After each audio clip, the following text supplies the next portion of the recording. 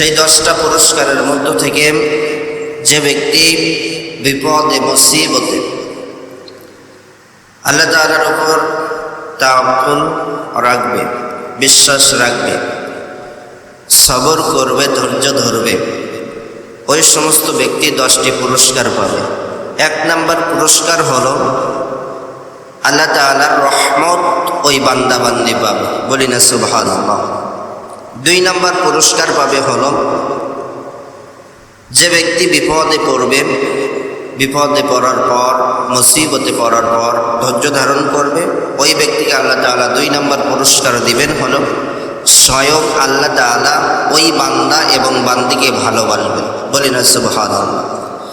এরপর 3 নম্বর, আল্লাহ তাআলা যে সমস্ত ব্যক্তি বিপদে মুসিবতে ধৈর্য ধারণ করবে, সবর করবে, এই ধৈর্য ধরার কারণে ওই সমস্ত ব্যক্তির ওই বিপদ থেকে উদ্ধার করার জন্য আল্লাহ তাআলা নিজেই সাহায্য করবেন, বলি না সুবহানাল্লাহ। এরপর বলেছিলাম 4 নম্বর হলো সমস্ত ক্ষতি থেকে আল্লাহ তাআলা ওই ব্যক্তিকে নিরাপত্তা দান করবেন।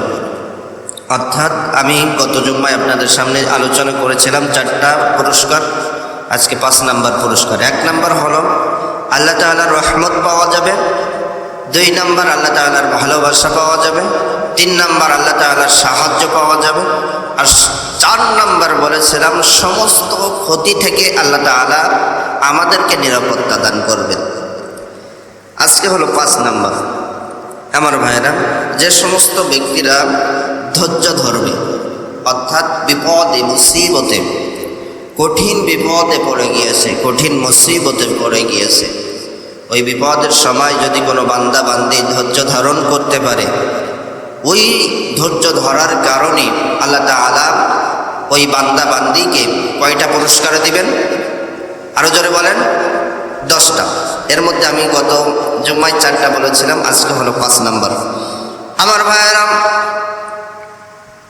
যদি কোনো ব্যক্তি বিপদে মুসিবতে পড়া যায়, এই বিপদ এবং মুসিবতে পড়ার সঙ্গে সঙ্গে আল্লাহ তাআলার উপর তাওয়াক্কুল এবং বিশ্বাস যদি রাখতে পারে, ধৈর্য ধারণ করতে পারে, সবর করতে পারে, এই ধৈর্য ধারণ করার জন্য, সবর করার জন্য ওই বান্দাকে 10টা পুরস্কার দিবেন।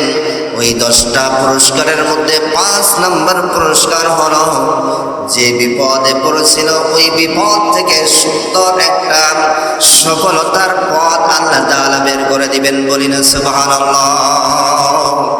অর্থাৎ আপনি আমি যে কোনো একটা বিপদে পড়েছি, বড় একটা বিপদে পড়েছি, আল্লাহ তাআলার উপর বিশ্বাস করলাম, বিপদটা দিয়েছেন যিনি, তিনি কে?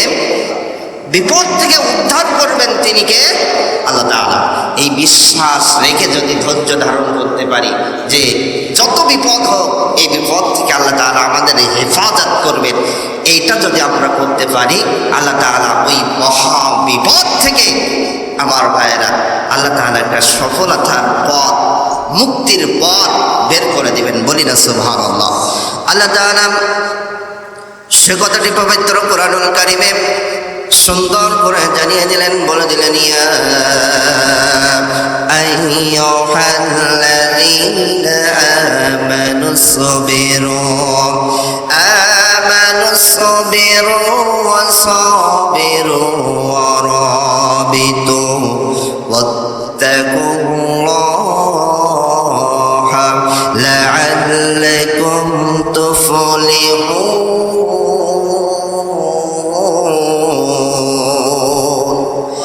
আল্লাহ তাআলা বললেন, ইয়া আইয়ুহাল্লাযীনা আমানু, হে ঈমানদার গণেরা, হে মুমিন গণেরা, হে মুত্তাকি গণেরা, তোমরা শুনে নাও, তোমরা জেনে নাও, তোমরা যখন বিপদে পড়বা, বিপদে মহা বিপদে পড়ার পর তোমরা যদি ধৈর্য ধারণ করতে পারো, আর ওই ধৈর্য ধারণ করার পর অটল যদি থাকতে পারো, ধৈর্য হারালে চলবে না, ধৈর্যের উপর অটল থাকতে হবে।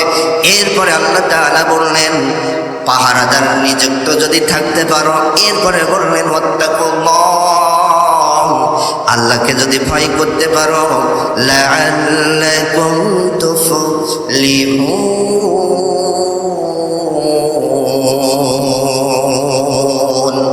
আল্লাহ তাআলা সুন্দর করে বলে দিলেন, যদি কোনো বান্দা বান্দি বিপদে পড়ার পর ধৈর্য ধারণ করতে পারে, ওই বিপদ থেকে মুক্তির পথ, সফলতার পথ আমি আল্লাহ তাআলা বাহির করে দেব।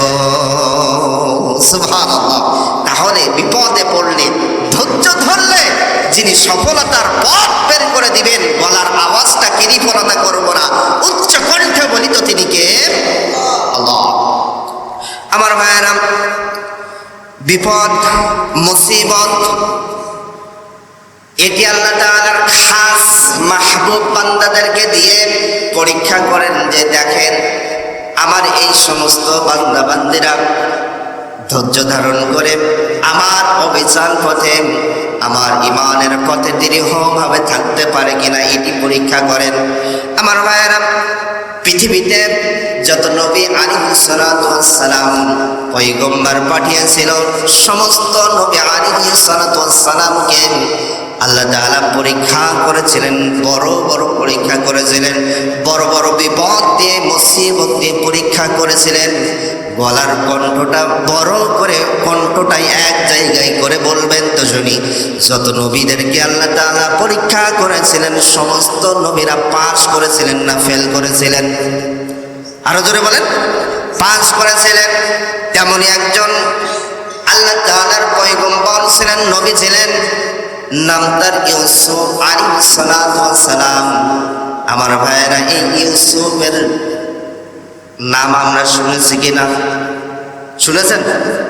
এই আমাদের বাড়ির পাশে ইউসুফ, মনে হয় এই ইউসুফ, নবী ইউসুফ, যার কাছে কিতাব নাজিল হয়েছিল। আমার ভাইয়েরা, এই ইউসুফ আলাইহিস সালাতু ওয়াস সালামের নামে আল্লাহ তাআলা একটা সূরা নাজিল করে দিয়েছেন, বলি না সুবহানাল্লাহ।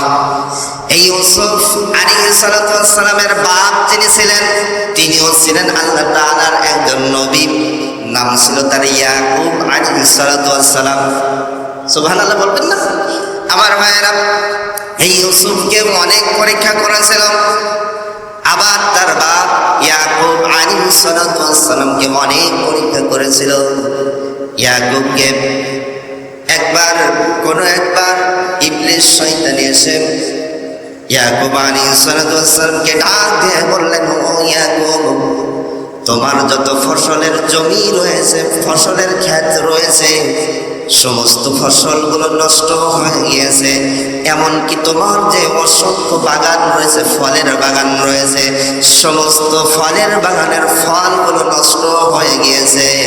এই কথা শোনার সঙ্গে সঙ্গে ইয়াকুব আলাইহিস সালাতু ওয়াস সালাম বললেন, আলহামদুলিল্লাহ, যিনি আমার রব ওই ফলগুলো আমাকে দিয়েছিলেন, ওই রব আবার নিয়েছেন, এতে আমার কষ্ট পাওয়ার কোনো দরকার নাই। সুবহানাল্লাহ। বললেন, যিনি আমার ফসল দিয়েছিল, ফল দিয়েছিল, সেই রব আবার নিয়েছেন, এতে আমি কষ্ট পাবো কেন? আলহামদুলিল্লাহ, বলি না সুবহানাল্লাহ। আমার ভাইয়েরা, আরো কোনো একদিন ইয়াকুবকে এসে বলা হলো, ও ইয়াকুব, তোমার বাড়ি ঘর সব ধ্বংস হয়ে গিয়েছে, তোমার সন্তান মারা গিয়েছে, বিবিরা মারা গিয়েছে। এই কথা শোনার সঙ্গে সঙ্গে বললেন, আলহামদুলিল্লাহ, যিনি আমার বিবি দিয়েছিলেন, স্ত্রী দিয়েছেন, যিনি আমার সন্তান দিয়েছেন, তিনি আমার স্ত্রী এবং সন্তানকে নিয়েছেন, এতে আমার কষ্ট পাওয়ার কোনো প্রয়োজন নাই, বলি না সুবহানাল্লাহ। কি ধৈর্যশীল ছিলেন, সমস্ত অবস্থায় ধৈর্য হারালে চলবে না, কারণ যিনি নিতে পারেন আবার তিনি দিতে পারেন, আবার তিনি দিতে পারেন, তিনি আবার নিতে পারেন। আমার ভাইয়েরা, এই ইয়াকুব আলাইহিস সালাতু ওয়াস সালামের 12 জন সন্তান ছিল। ইয়াকুব আলাইহিস সালাতু ওয়াস সালামের প্রথম স্ত্রীর 10 জন পুত্র সন্তান ছিল। কতজন? আরো জোরে বলেন। ইয়াকুব আলাইহিস সালাতু ওয়াস সালামের প্রথম স্ত্রীর 10 জন পুত্র ছিল। এই 10 জন পুত্র হওয়ার পর প্রথম স্ত্রী মারা যায়।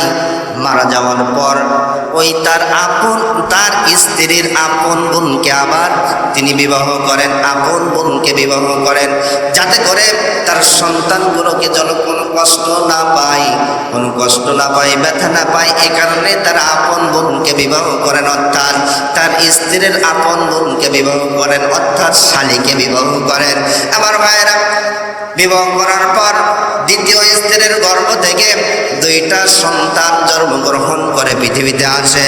এই দুইটা সন্তানের মধ্যে একজন হলেন ইউসুফ আলাইহিস সালাতু ওয়াস সালাম, আর একজনের নাম হলো বিনিয়ামিন। আমার ভাইয়েরা, এই দুইটা সন্তান জন্মগ্রহণ করলেন। আমার ভাইয়েরা, ইউসুফ আলাইহিস সালাতু ওয়াস সালাম ইয়াকুবের দ্বিতীয় স্ত্রীর বড় সন্তান ছিল, আর বিনিয়ামিন ছিল ছোট সন্তান। এই বিনিয়ামিন যখন জন্মগ্রহণ করেন ওই সময় তার মা মারা যায়, অর্থাৎ ইউসুফ এবং বিনিয়ামিনের মা মারা যায়।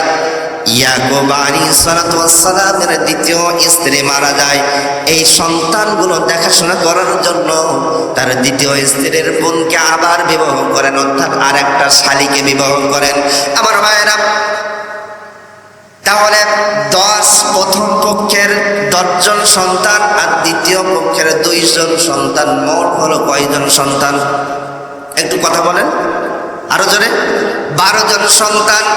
আমার ভাইয়েরা, এই 12 জন সন্তানের মধ্যে প্রথম যে পক্ষের 10 জন সন্তান ছিল, এই 10 জন সন্তান যৌবন বয়স উপনীত হয়ে গেল, প্রাপ্ত বয়স্ক উপনীত হয়ে গেল, কেউ কেউ সংসার করতে শুরু করে দিয়েছে। আর দ্বিতীয় পক্ষের যে 2 জন সন্তান ছিল ইউসুফ এবং বিনিয়ামিন, তারা ছিল ছোট। ইউসুফের বয়স ছিল 6, 7, 8, 9, 10 এমন বয়স, অর্থাৎ শিশু বয়স। আর বিনিয়ামিন ছিল একেবারে কোলে। আমার ভাইয়েরা, এই 2টা সন্তান যেহেতু ছোট ছিল, সে কারণে ইয়াকুব আলাইহিস সালাতু ওয়াস সালাম এই 2টা সন্তানকে একটু বেশি ভালোবাসতো, বেশি কেয়ারিং করত, বেশি যত্ন করত, কারণ ছোটবেলায় মা হারিয়ে গিয়েছে। এই কারণে বাপটা একটু বেশি তাদের যত্ন করত। আমার ভাইয়েরা, আরেকটা বর্ণনায় পাওয়া যায় এই 2 সন্তানের মধ্যে, এই 12 জন সন্তানের মধ্যে সব থেকে চেহারাবান, চরিত্রবান, সুন্দর চেহারার মানুষ ছিলেন হলো ইউসুফ আলাইহিস সালাতু ওয়াস সালাম। বলি না সুবহানাল্লাহ। খুব সুন্দর মানুষ ছিলেন।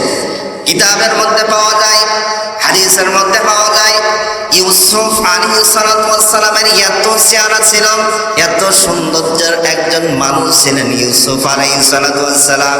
ইউসুফ আলাইহিস সালাতু ওয়াস সালামকে দেখে ওই জামানার মহিলারা, ওই জামানার মেয়েরা ফল কাটতে কাটতে তাদের হাত কেটে ফেলতো, আঙুল কেটে ফেলতো, কিন্তু তারা সেটা বুঝতে পারতো না। সুবহানাল্লাহ, এত চেহারাবান ছিলেন। তাই বলে তিনি বিশ্ব সুন্দরী পুরুষ ছিলেন না। আমার ভাইয়েরা, সব থেকে পৃথিবীর মধ্যে বিশ্ব সুন্দর পুরুষ ছিলেন হলো আমাদের কলিজার টুকরা নবী, নবী মুহাম্মদুর রাসূলুল্লাহ। বলি না সুবহানাল্লাহ। সব থেকে সুন্দর ছিলেন পৃথিবীর মধ্যে যত পুরুষরা আছে, সমস্ত পুরুষের থেকে সব থেকে সুন্দর ছিলেন হলো আমাদের কলিজার টুকরা নবী মুহাম্মদুর রাসূলুল্লাহ সাল্লাল্লাহু আলাইহি ওয়াসাল্লাম। আমার ভাইয়েরা, আম্মা জান আয়েশা সিদ্দিকা রাদিয়াল্লাহু আনহা তিনি বলেন, যারা ইউসুফ আলাইহিস সালাতু ওয়াস সালামকে যৌবনে দেখার পর, তার সৌন্দর্য দেখার পর যারা ফল কাটতে কাটতে আঙুল কেটে ফেলেছিল, ওই সমস্ত মহিলারা যদি আমার কলিজার টুকরা নবীকে দেখত, তাহলে তারা ফল কাটতে কাটতে কখন যে তাদের কলিজাটা কেটে ফেলতো সেটা তারা বুঝতে পারতো না। বলি না সুবহানাল্লাহ। এত সুন্দর ছিলেন আম্মা জান আয়েশা। তিনি আরো এক বর্ণনায় বলেন, কোন একদিন চাঁদনি ভরা রাতে আমি আমার স্বামীকে নিয়ে মুহাম্মদুর রাসূলুল্লাহ সাল্লাল্লাহু আলাইহি সাল্লামকে নিয়ে আমি হাঁটতে বের হয়েছিলাম রাতের বেলা। আমি মাঝে মাঝে লক্ষ্য করতেছিলাম আকাশের চাঁদের দিকে, আর মাঝে মাঝে লক্ষ্য করতেছিলাম আমার স্বামী মুহাম্মদুর রাসূলুল্লাহ সাল্লাল্লাহু আলাইহি সাল্লামের চেহারার দিকে। আমি লক্ষ্য করে দেখেছিলাম ওই চাঁদের মধ্যে দাগ রয়েছে, কিন্তু আমার স্বামী আমার নবীজির চেহারার মধ্যে কোনো দাগ নাই। সুবহানাল্লাহ, চাঁদের মধ্যে দাগ আছে কিন্তু আমার নবীজির মধ্যে কোনো চেহারার মধ্যে দাগ নাই। এত সুন্দর মানুষ তিনি ছিলেন। আমার ভাইরা যে কথা বলতেছিলাম, ইউসুফের চেহারা এত সুন্দর ছিল। 12 জন সন্তানের মধ্যে ইয়াকুবের 12 জন সন্তানের মধ্যে সব থেকে বেশি ভালোবাসতেন ইউসুফকে। আমার ভাইয়েরা, এখন বলেন তো শুনি, এই 12 জন সন্তানের মধ্যে যদি কোনো বাপ যদি 1 জন অথবা 2 জনকে ভালোবাসে বেশি, বাকি যে কয়জন থাকবে 10 জন, ওই 10 জনের হিংসা বা রাগ হওয়ার কথা কি কথা না? রাগ হওয়ার কথা না? 10 জন সন্তান আছে, 2 জনকে ভালোবাসলেন, 1 জনকে ভালোবাসলেন, বাকি 9 জনকে ভালোবাসলেন না, ওই 9 জন রাগ করবে কিনা? আমার ভাইয়েরা, প্রথম সন্তান করার প্রথম স্ত্রীর যে 10 জন সন্তান ছিল, ওই 10 জন সন্তান রাগ করতে শুরু করলো, হিংসা করতে শুরু করলো। তারা সবাই এক জায়গায় বসে সিদ্ধান্ত করলো যে করেই হোক আমরা ইউসুফকে হত্যা করব, মেরে ফেলব, তাহলে আমার বাবা ইউসুফকে আর ভালোবাসবে না। আমার বাবা যদি ইউসুফকে না ভালোবাসে, না পায়, তাহলে আমার বাবার ভালোবাসাটা আমরা তো এই 10 ভাই পাবো বলি না। আল্লাহু আকবার। তারা ষড়যন্ত্র করলেন, চক্রান্ত করলেন, ইউসুফকে মেরে ফেলতে হবে, কারণ আমরা তো দলে ভারী। আমাদের দলে আমাদের মায়ের গর্ভে আমরা 10 জন এসেছি, আর তার মায়ের গর্ভে 2 জন, আমাদের তো দলে ভারী। আমরা যে করেই হোক ইউসুফকে মেরে ফেলবো, তাহলেই আমাদের বাপ ইয়াকুব আমাদেরকে ভালোবাসবে, ইউসুফকে আর তো পাবে না, ইউসুফকে তো ভালোবাসতে পারবে না। আমার ভাইয়েরা, এই চক্রান্ত করে ওই 10 ভাই মিলে রাতের আঁধারে তার বাবা ইয়াকুব আলাইহিস সালাতু ওয়াস সালামের কাছে চলে গেলেন। ডাক দিয়ে বললেন, ও বাবা, ও আব্বাজান, ও আব্বাজান, আমরা আগামীকাল সকালবেলা পাহাড়ি জঙ্গলের মধ্যে, পাহাড়ি বনের মধ্যে খেলাধুলা করতে যেতে চাই। এই 10 ভাই আপনার কাছে আবেদন রাখতে এসেছে, আপনার কাছে আমরা অনুরোধ করতে এসেছি, আমাদের প্রাণ প্রিয় ছোট ভাই ইউসুফ আলাইহিস সালাতু ওয়াস সালামকে নিয়ে আমরা ওই জঙ্গলের মধ্যে একটু খেলাধুলা করতে যেতে চাই, আপনি আমাদেরকে একটু অনুমতি দেন, বলি না সুবহানাল্লাহ। আমার ভাইয়েরা, 10 ভাই যখন অনুমতি চাইলেন, সঙ্গে সঙ্গে ওই ইয়াকুব আলাইহিস সালাতু ওয়াস সালাম, তিনি তো নবী, তার সন্তানদের মনের কথা তো তিনি বুঝতে পারলেন। বলতে লাগলেন যে না না না না, দেওয়া যাবে না, তোমরা তো খেলাধুলায় মগ্ন থাকবে, খেলা করবে, ওই খেলা যখন মগ্ন থাকবে, খেলায় যখন মন মানসিকতা তোমাদের থাকবে, ঠিক ওই ফাঁকে জঙ্গল থেকে হিংস্র কোনো প্রাণী এসে, জঙ্গল থেকে হিংস্র কোনো বাঘ এসে, নেকড়ে এসে আমার ইউসুফকে যদি খেয়ে ফেলে, আমার ইউসুফকে যদি মেরে ফেলে, তাহলে কি হবে? না না না না, আমি তোমাদের কাছে দেব না। আমার ভাইয়েরা, সঙ্গে সঙ্গে সন্তানরা, ওই 10 সন্তান বলতে লাগলো, না বাবা, আমরা তো 10 ভাই রয়েছি, এতগুলো ভাই থাকতে ইউসুফকে বাঘে খেয়ে ফেলবে, তা হতে পারে না। আপনি একটা কাজ করেন, আমরা অঙ্গীকার করলাম, ওয়াদা করলাম, আমাদের ভাই ইউসুফকে আমরা কোনো কিছুই হতে দেব না। আপনার কাছে ওয়াদা করলাম, যে অবস্থায় আমরা ইউসুফকে নিয়ে যাব, ওই অবস্থায় আমরা ইউসুফকে আপনার হাতে ফিরিয়ে দেব। সুবহানাল্লাহ। আমার ভাইয়েরা, এই কথা যখন বললেন, ইয়াকুব আলাইহিস সালাতু ওয়াস সালাম সঙ্গে সঙ্গে তার বড় ছেলে, ওই প্রথম পুত্রের সব থেকে বড় ছেলে, নাম হলো ইয়াহুদা।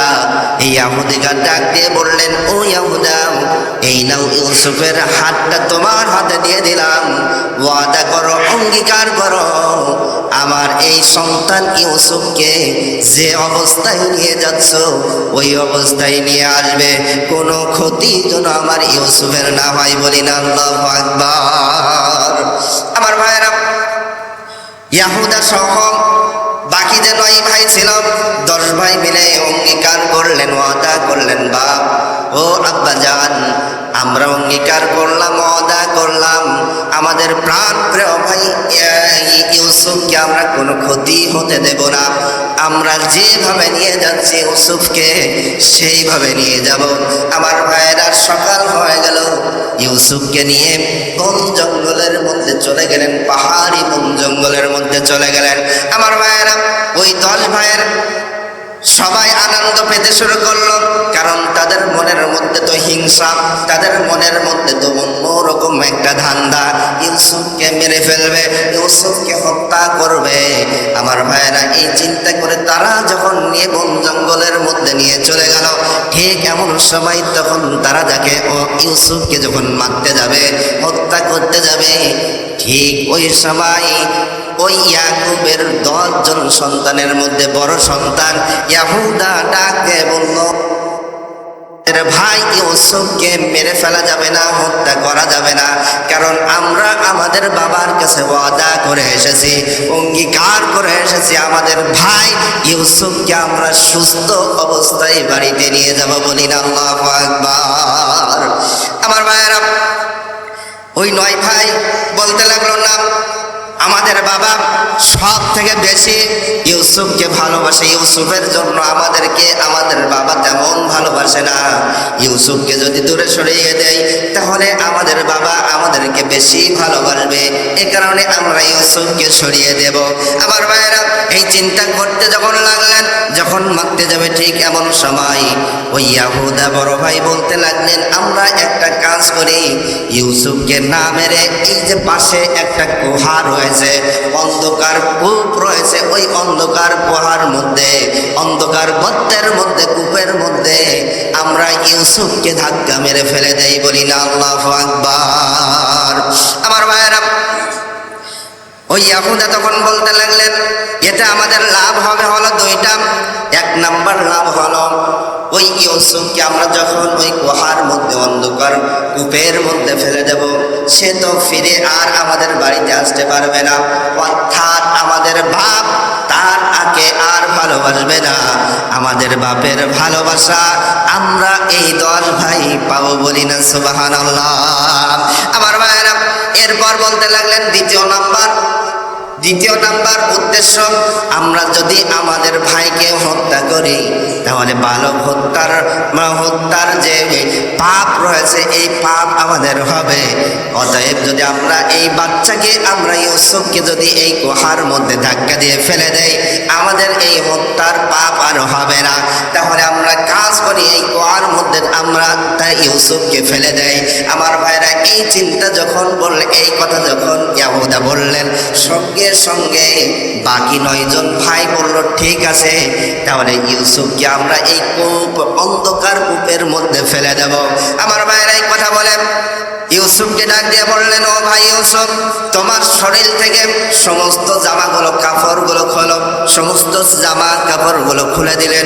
আমার ভাইরা খুলে দেওয়ার সঙ্গে সঙ্গে 10 ভাই হাত ধরে, ইউসুফ, ছোট ইউসুফ, 7, 8, 10 বছর বয়স তখন। আমার ভাইরা তো ওই বাচ্চা তো অত তো বোঝে না, ওই 10 বছরের বাচ্চাটাকে নিয়ে কুয়ার পাশে যখন গেলেন, অন্ধকার কূপের পাশে যখন গেলেন, 10 ভাই মিলে ধাক্কা দিয়ে, আপন 10 ভাই মিলে ধাক্কা দিয়ে ওই কুয়ার মধ্যে, গর্তের মধ্যে ইউসুফকে ফেলে দিলেন। আল্লাহু আকবার। আপন ভাই ফেলে দিয়েছেন ধাক্কা দিয়ে। আমার ভাইরা, এর থেকে কি কম, এর থেকে কি বড় বিপদ আছে? আপন ভাই শত্রুতা করেছে, 10 ভাই, আপন ভাই। আমার ভাইরা, এই যে মহা বিপদে পড়েছিলেন ইউসুফ আলাইহিস সালাতু ওয়াস সালাম, আমার ভাইরা বলেন তো, এই ইউসুফ ধৈর্য হারা হয়েছিলেন না ধৈর্যশীল ছিলেন? কথা বলেন। ধৈর্যশীল ছিলেন। আমার ভাইয়েরা, সেই যে ওই যে ঘটনা বললাম, যে ধৈর্য যদি বিপদ, মহা বিপদে যদি আপনি পড়ে গিয়েছেন, ওই বিপদে পড়ে যদি আপনি ধৈর্যশীল হতে পারেন, ধৈর্য ধারণ করতে পারেন, সফলতার পথ যিনি বের করে দিবেন তিনি কে? আল্লাহ। এরপরে দেখেন সফলতার পথ কিভাবে বের হয়। আমার ভাইয়েরা, ইউসুফকে যখন ফেলে দিল ধাক্কা দিয়ে, আল্লাহ সুবহানাহু ওয়া তাআলা ওই কূপের মধ্যে, ওই অন্ধকার কূপের মধ্যে তুলার মতন একটা পাথর আল্লাহ তাআলা পাঠিয়ে দিলেন। ওই পাথরের উপর পড়লেন ইউসুফ আলাইহিস সালাতু ওয়াস সালামের। কিছুই হলো না, বলি না সুবহানাল্লাহ। আমার ভাইয়েরা, ওই যে 10 ভাই, এর বড় ভাই ইয়াহুদা, সে একটু ইউসুফকে একটু ভালোবেসে বাসত। ওই 10 ভাইয়ের মধ্যে, আমার ভাইয়েরা, ওই 10 ভাইয়ের মধ্যে বড় ভাই ইয়াহুদা কি করলো? বাকি 9 ভাইয়ের চোখটা ফাঁকি দিয়ে কিছু খাদ্য এবং খাবার পানি ওই গুহার মধ্যে ফেলে দিল, যাতে করে ইউসুফ আলাইহিস সালাতু ওয়াস সালাম ওই পানি এবং খাদ্যগুলো খেয়ে সে জীবনটা বাঁচাতে পারে। বলি না আল্লাহু আকবার। আমার ভাইয়েরা, তারা এবার ওখান থেকে 10 ভাই মিলে চলে আসবে। ঠিক এমন সময় তারা যুক্তি করলো, একটা প্রাণী ধরলো। কোনো কিতাবের মধ্যে পাওয়া যায় ছোট একটা বাচ্চা ছাগল ধরলো। ছাগল ধরে জবাই করে ওই ছাগলের রক্তগুলো ইউসুফ আলাইহিস সালাতু ওয়াস সালামের জামার মধ্যে লাগালো। জামায় লাগিয়ে, কাপড়ে লাগিয়ে কান্না করতে করতে হাউমাউ করে কান্না করতে করতে 10 ভাই বাড়িতে চলে গিয়ে ডাক দিয়ে তার বাপ ইয়াকুব আলাইহিস সালাতু ওয়াস সালামকে ডাক দিয়ে বলতে লাগলেন, ও আব্বাজান, আমাদের প্রাণপ্রিয় ভাই ইউসুফ আলাইহিস সালাতু ওয়াস সালামকে বাঘে খেয়ে ফেলেছে। আমরা যখন খেলাই মুক্ত ছিলাম, আমরা যখন খেলাই বিভোর ছিলাম, ঠিক ওই সময় একটা জঙ্গলের মধ্য থেকে একটা বাঘ এসে নেকড়ে এসে আমাদের প্রাণ প্রিয় ভাইকে, ওই নেকড়েটা এসে খেয়ে ফেলেছে। প্রমাণ স্বরূপ হিসাবে এই যে আমাদের ভাই ইউসুফের রক্ত মাখা জামাটা আপনার কাছে নিয়ে এসেছি। আল্লাহু আকবার। আমার ভাইরা, ইয়াকুব ছিলেন কি আল্লাহ তাআলার নবী, তিনি বুঝতে পারলেন। কারণ হলো, যখন মানুষেরা হিংসা কিতাবের মধ্যে পাওয়া যায়, তাফসীরের মধ্যে পাওয়া যায়, মানুষের মাথায় যখন হিংসা এসে যায়, তাদের বুদ্ধি লোপ পায়, অর্থাৎ বুদ্ধি কমে হয়ে যায়, তারা বোঝে না কি করছে। অর্থাৎ আমার ভাইরা দেখেন, 10 ভাই চক্রান্ত করে কুয়ার মধ্যে ফেলল। জামাটা যে নিয়ে গেল রক্ত মাখিয়ে, ছাগলের রক্ত মাখিয়ে, ইয়াকুবের হাতে দেওয়ার সঙ্গে সঙ্গে বুঝতে পারলেন, কারণ যদি কোনো ব্যক্তিকে বাঘে ধরে তাহলে তার গায়ের জামাটা ছিঁড়ে যায় কিনা। কথা বলেন, আমাকে বাঘে ধরেছে, আমার যদি গায়ে জামা থাকে তাহলে ছিঁড়ে যাবে না? তারপরে তো আমাকে খাবে, কিন্তু জামাটা একেবারে অক্ষত, কোনো কিছুই হয় নাই। জামাটা দেখার সঙ্গে সঙ্গে ইয়াকুব আলাইহিস সালাতু ওয়াস সালাম বুঝতে পারলেন, আমার সন্তান ইউসুফকে বাঘে খায় নাই, এখনো তিনি ভালো আছেন। আল্লাহু আকবার বলেন।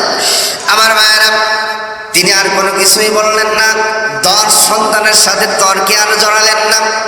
আমার ভাইয়েরা, রাতের আধারে তিনি ধৈর্য ধরলেন। রাতের আধারে নফল ইবাদত বন্দেগী করে আল্লাহ তাআলার চোখের পানি ছেড়ে 2 হাত তুলে আল্লাহ তাআলার কাছে প্রার্থনা করে। আমার ভাইয়েরা, এভাবে কয়েকটা দিন কেটে গেল। কিতাবের মধ্যে পাওয়া যায় সকালে ধাক্কা দিয়েছে, সন্ধ্যার আগে একদল ব্যবসায়িক বাহিনী ওই রাস্তা দিয়ে যাচ্ছিল। আবার কোনো বর্ণনায় পাওয়া যায় 3 দিন ওই গুহার মধ্যে ইউসুফ ছিল। কয়দিন? আরো জোরে বলেন। 3 দিন ছিল। আমার ভাইয়েরা, যখন মিশর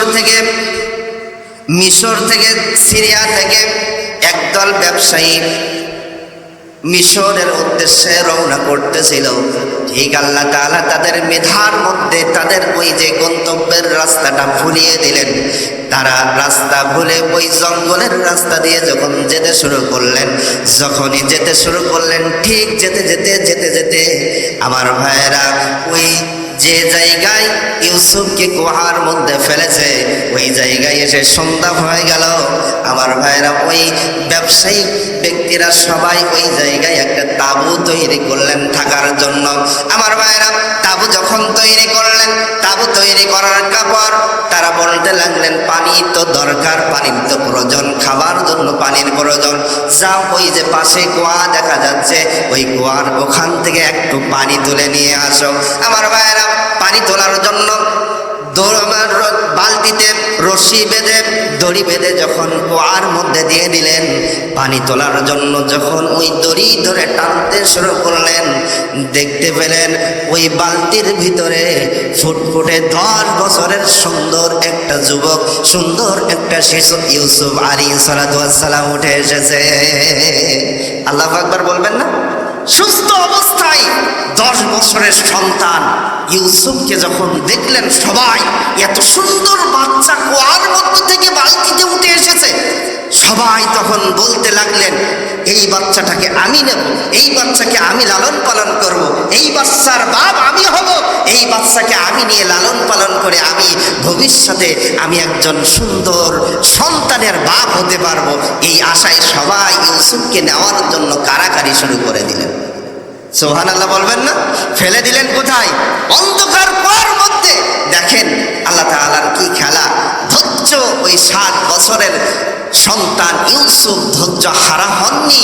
আল্লাহ তাআলার উপর ধৈর্য রেখেছিলেন, ধৈর্য ধরে দিলেন, তাওয়াক্কুল রেখেছিলেন। এই কারণে আল্লাহ তাআলা একটা মুক্তির পথ, সফলতার পথ যিনি ইউসুফের জন্য করে দিয়েছিলেন তিনি কে? আরো জোরে বলেন। এজন্য আমার ভাইয়েরা, ধৈর্য ধরলে যে 10টা পুরস্কার রয়েছে, এই 10টা পুরস্কারের মধ্যে 5 নম্বর পুরস্কার হলো, ধৈর্য যদি ধরতে পারি বিপদের সময়, তাহলে ওই বিপদ থেকে উদ্ধার করার জন্য একটা সুন্দর পথ, রাস্তা যিনি বের করে দিবেন তিনি কে? আল্লাহ তাআলা। আমার ভাইয়েরা, এরপর হলো, যদি আমরা ধৈর্য ধরতে পারি, কঠিন বিপদের সময় যদি ধৈর্য ধরতে পারি, তাহলে উত্তম প্রতিদান যিনি দিবেন তিনি কে? আরো জোরে বলেন। আল্লাহ তাআলা। অর্থাৎ যদি বলতে হয়, আপনি ছিলেন একরকম, বিপদে পড়ে সব শেষ হয়ে গিয়েছে, আপনি বিপদ থেকে যখন উদ্ধার হবেন, ওই বিপদ থেকে সফলতার পথ যখন আল্লাহ তাআলা বের করে দিবেন, আপনাকে এত দিবেন, এত দিবেন, যা হারিয়েছেন তার থেকে দ্বিগুণ, আরো দ্বিগুণ, আরো দ্বিগুণ, 1000 গুণ দিয়ে দিবেন। আপনি ওর থেকে একটা উত্তম প্রতিদান পেয়ে যাবেন। বলি না সুবহানাল্লাহ। আল্লাহ তাআলা পবিত্র কোরআনুল কারীমে সে কথাটিও বলে দিলেন, মা ইনদাকুম ইয়ানফাদু ওয়া মা ইনদাল্লাহি বাক ওয়ালা নাযজিআন্নাল্লাযীনা সাবারু আজরাহুম বিআহসানি মা কানু ইয়ামালুন।